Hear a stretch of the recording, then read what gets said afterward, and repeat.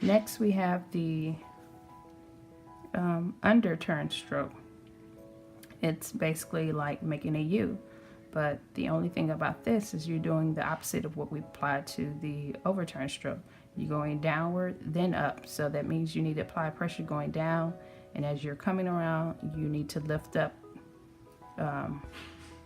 no pressure while doing a thin stroke.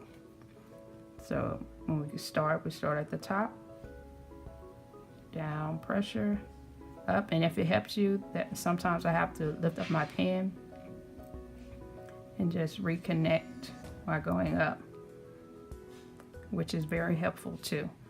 So you go down, thick, up, around, thin, downward, thick stroke, up, thin stroke, down, thick stroke, up, thin stroke.